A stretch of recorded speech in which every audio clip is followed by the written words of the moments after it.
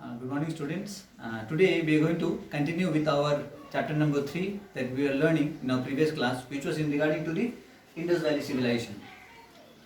Now, in this chapter, we came to know about how the Indus Valley civilization started and which were the important places where the civilization flourished and which part of India it came into existence. And now we had also learned about that how Indus Valley civilization also was given an important other name, which is known as the Harappan civilization. There were two major cities that got excavated by two important people, Raghav Das Banerjee and the other name was Dayram Sahani. So these were the two important people who discovered initially in 1920 and 1921 the important places of Mohenjo-daro and Harappa. And Harappa was the first particular site which was discovered. That is why Indus Valley civilization was also regarded as the Harappan civilization. We also learned in this chapter as to how this civilization was known as one of the greatest civilization or the largest civilization, which covered a large area, and there were about 300 sites, more than 2000 sites which were found in this civilization. And the most importantly, it had various important relationship with other civilizations too, which were in and around during that time, which were existed during the Indus Valley civilization. Now, for certain important names also we had studied of cities or towns that existed during the time that we discussed in the previous class. Now, and we started with few of the important characteristic features that were there in the Indus Valley civilization, in which the first topic was in regarding to the town planning. These are the important things that should be understood properly. Now, in our previous chapter also in Egypt and other civilizations when we studied as to the existence of other civilizations and there also we had discussed about town planning and the pattern of town system that existed during the Egyptian civilization and the Mesopotamian civilization. In the same way, here in Indus Valley civilization also, there were various important system or pattern how the civilization was made. Now, as in the last class we had studied few important details about the town planning, that it was a grid system where every street or every part was in a rectangular form and the corners of the road were little circular, where easily carts and the transport system that was used during the time, that is bullock carts or animals, could move or turn around easily in the corners. So the pattern of the system was in a very planned and in a very systematic way. Now, there were various important pattern of road in different forms. There were larger road which were about 30 feet wide, which were most probably you can consider that those were the places or the roads which were most probably used for transport or moving of bullock carts or heavy things. And there were narrow roads also that were constructed beside the roads, which were most probably used for people to walk around. That we call in modern times, we call this as footpaths. So that concept also existed during the earlier Indus Valley civilization. And most of the things that were made, most of the things that were constructed were most probably baked bricks. Now, baked bricks, I had told you, it was such kind of muds that were constructed in the shape of large bricks and they were dried on the hot sun. And as it dried up and became very hard, those bricks were used for various different constructions. And that is why it is known as baked bricks. The next is about the architecture, in which number one is about the dwelling houses. The forms of houses, the pattern of houses that are built are going to be discussed in the topic that is called architecture. And in this, dwelling houses are the different form of places. Like dwelling houses were individual or you can say private places of settlement of individual people, where it was also made of different patterns. Some were of double-storied building which were linked with one another through staircases, which is still existing. This pattern is still existing. And some of the places were small, some of the houses were very small, some of the houses were luxurious kind of buildings or constructions where various important luxurious things were constructed. Now, this depicted that there was existence of different class of people during that time. according to their economical, financial, and according to their social background, they had differentiation in regarding to their dwelling houses. Now the next is about the public building. Public building, as we discussed in the previous chapter also, it was there. It has the same meaning. Now public buildings are those buildings which are most probably used by major or the common people as a whole. It is not privately made for individual. So what were they?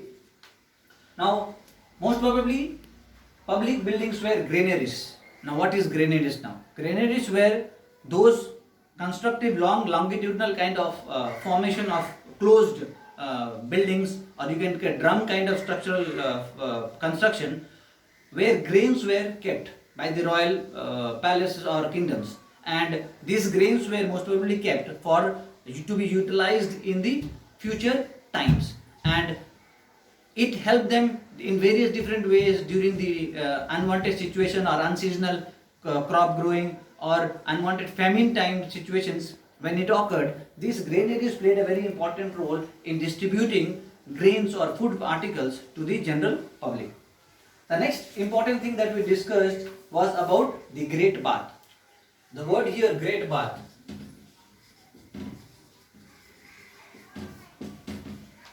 this is very important to be understood. Now why Great Bath is important? Now we all see swimming pools, right, in the present times, where swimming pools are constructed in a particular pattern or a way. Now this Great Bath also was constructed in such a way which gave us a significant similar look that exists in the modern days swimming pools. Now it was a rectangular kind of building that in the last class I had drawn and showed you.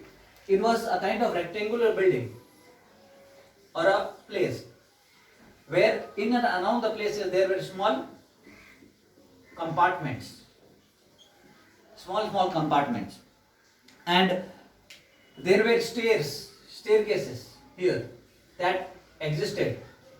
There were different staircases here, and there was a pool of water in the middle. Now it is said that people used to move down towards the water through these staircases and come down, and then they used to take bath. Now the concept here is they have a different form of understanding and concept in regarding to the existence of the Great Bath. Few considered that it might be an entertainment or luxurious form of construction that most probably people might be using it for swimming or time passing or for bathing purposes.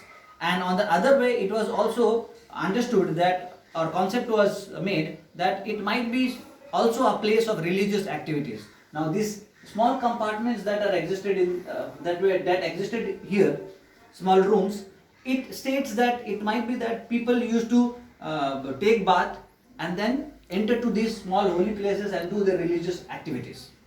So there were various different concepts which stated about the existence of this Great Bath, which had different purposes, or which might be used for different important individual purposes. The next is about the dwelling houses. The dwelling houses also was important because it was first of all it was found in Mohenjo-daro. It was excavated and found to be there in Mohenjo-daro. And on the other hand, it was also seen that these assembly halls were most probably used for public gathering or for any kind of important instruction or information that had to be given, that those public gathering was done in these assembly halls. So these were some of the important public buildings that were constructed during the time. Now the next is about the drainage system. Now this drainage system had a very peculiar kind of system. Now we can consider it peculiar because it also has a same pattern, same method that is used in modern times also in various different places. How? If you learn about it, then we will come to know. Now the drainage system were most probably constructed just outside the houses of individual dwelling places or the private individual dwelling places, and the water resources that were utilized in the dwelling houses through kitchens or bathrooms or any place outside the house were connected towards the drainage system, And this drainage system got further connected to a main drainage system that was constructed maybe outside the walls of the city or the town, that got extracted to a different place outside, which were outside the city, proper drainage or a throwing or a dumping area. Now this significance or this similarity we find in the present time also, where you see there are drains constructed near the houses, where waste materials or waste liquid materials or fluids are being discharged in this drain, and this drain further they carry and get connected to a main drainage system, and from where they flow out for a disposal purposes. So this, you can consider that this concept did not exist, or this was not only practiced in the modern times or the medieval times. You can consider this practice which existed in the earlier times, which has developed in the modern times in a different ways and due to the different changes.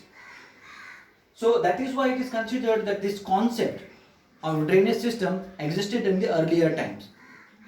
And also it was also seen or found that all the drainage systems that were constructed, they were most probably covered with slabs built of maybe a burned bricks or a cemented slabs that were built during that time.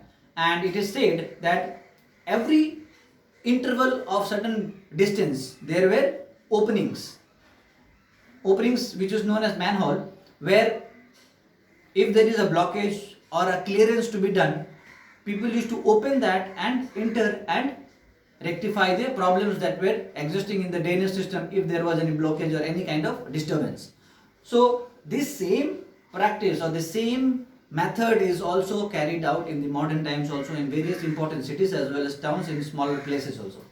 So that is why it is considered the drainage system, the existence of drainage system and the concept of drainage system not only prevailed in the Indus Valley civilization, it was carried, and the idea was carried forward, and it is still practiced in the modern times. The next topic is about society. How people used to carry out their activities, what were their day-to-day activities that they did, and how people used to socialize with each other and how they lived. Now first, in this topic, society, we are going to understand about social structure. What was the social? What does it mean? Social structure means what was the category of people that were there, existed in the Indus Valley civilization. It said here that there were various different kind of social groups or occupational groups or different types of people who practiced different kind of activities. Some were traders, some were merchants, some were even belonged to a royal family, some were working as a servant in another's house, and this is how the society was differentiated. Some even were indulged into agricultural or farming activities. So according to the people or the group of people that they were there, the social groups were also made, or it was divided according to it. The next is about the food. Food, most probably staple foods were used such as rice. Farmers grew barley, mustard, fruits and vegetables, and also animal products like fish, meat, eggs were also some of the other products that were used as food during the Indus Valley civilization. The next is about the dress and occupation. Now this dress and occupation gives a very important understanding as to the existence of the idea and techniques of the earlier times or the earlier people.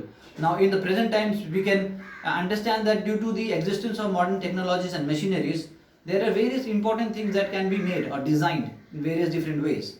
But the earlier times, the Indus Valley civilization people they did not have any kind of modern machineries or modern technology. They only depended upon their own manual or hand crafts or their own skills, and that also gave a various different or important designs or marvelous kind of piece of constructive ornaments or jewelry or dress system that existed during the earlier time.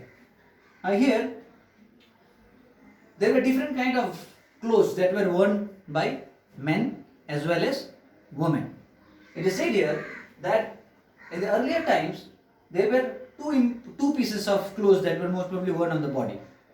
Now here the two pieces were worn by both men and women. The garment that the men wear were known as the dhoti, while the women wore skirts or the lower part and a simple covering on the as a shawl in the upper part of the body.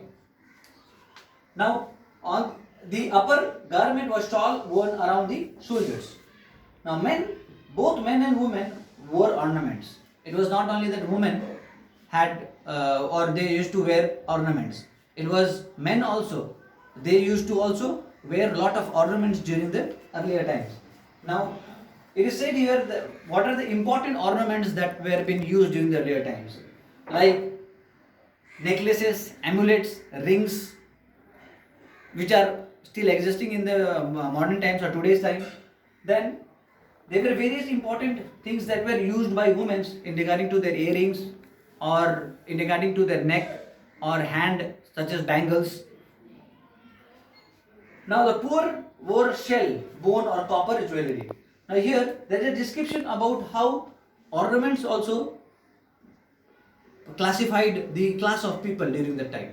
The higher class of people who were financially strong enough, it was said that they used to wear heavy jewelries made out of important metals or minerals like gold, silver, all those things. But the lower class of people used to use stones, important stones or bones of different things, and they used to give it a shape and then use as jewelries.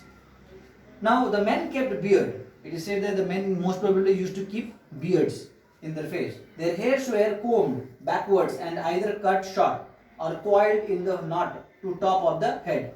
The women probably tied their hair tightly and used hairpins and combs, and keep their hair in place. They also use cosmetics. Now what does it mean is that it states about a particular pattern or a system of dressing where even the hair of the men were tied in a particular knot, and it was kept on the top of the head tied as a knot, and they used to wear different kind of ornamental jewelries in their body, and it was the hair shape was such a way combed in a proper manner that it depicted a particular style that was followed, a pattern that was followed by the people during their early times. And even the women used to tie their hair and they used to use hairpins. Still now in modern times also, the same prevalence you find, that even today when women most of the time when they tie their hair, they use hairpin to block it or to hold it. See, this concept has an importance which tells us about when we study about the Indus Valley civilization, it tells a relationship, a concept of development or tradition that was followed from the earlier times only and which is still carried on in the modern times. Now the next is about recreation and amusement. It was not only that people used to practice occupation or were busy into their own daily life activities for livelihood. They also, it was said that they also had some extra time in their lives, and that extra time was used in different ways and doing different activities. And like there were various important games that were introduced by them, which were indoor games, most probably used. Like board games was there, dancing, singing, playing songs, and dice. The game of dice that we have most probably in today's time, we use ludus that we play at home. Now that has a small block kind of structural thing which is called as dice, which was also used during the earlier times for amusement or for entertainment purpose in play indoor games. Now they also played games which is similar to modern chess, which was again you can find a similarity between the practices of the earlier people and today's time. The children played with various toys like wheel card dolls, whistles. The toys were generally made of baked clay or terracotta. Now here, for children also, there were various different ways of entertainment. Like they use toys made of hand in different ways, and you can find pictures that is found in the you can find in your books also. If you go through your books, you will find different pictures are given here, which states about what kind of or what pattern of things that were used. It was most probably, you can say, it was made out of clay. The toys that were used were made out of clays or terracotta. Terracotta were nothing but a special kind of clay, a soft clay that was most probably used in the time to which can be given shape of any kind easily, and that were baked or that were dried and that were used as toys for smaller children to play around. So these are the important things that were practiced in society, whereas there was a form of society structure, there was a pattern of food, a dress and ornament which also has the same similarity and significance in the modern times, as well as recreation and amusement was most probably for their extra time entertainment that prevailed during the time through games, singing, dancing and different type of indoor and outdoor games that they used to practice or they used to do. Now the next is about occupation. The next topic is about occupation, which has different forms. Like people used to practice different kind of occupation, trade practices for their livelihood. What are some of the important things that they used to do? We are going to learn. Now one is domestication of animals. Now various different animals were kept at home and their products were used in various different ways. So those practices were known as domestication of animals. Now these animals like cow, goat, hen or similar kind of animals which can be easily kept at home and their product can be used in various different ways. Some of the animals were also kept as domestic animals for the use of transportation or agricultural activities for plowing the field, or some of the animals were used like cows were kept which also used to give them milk, which were utilized by themselves, and those milks were also supplied or sold in the market for their earnings purposes. So domestication of animals also played a very important role in their lives, which gave them an important form of occupation other than agriculture. Now agriculture was always an important and the main part of occupation for the earlier people. Most of the people were indulged in occupational kind of work where agriculture was the main thing or the main occupation practiced by them. The next is arts and crafts. Now art and craft evolved when in the later part of their development in the society, where modern kind of or new kind of metals got developed. They got easier form of farming or agricultural activities were about to be done, and when they started doing those agricultural activities in a better way, they started having extra time within themselves. That in that extra time they started practicing a different form of occupation. Like some of them started to develop a modern form of pottery that is called pots. Then some started making jewelry with stones or metals.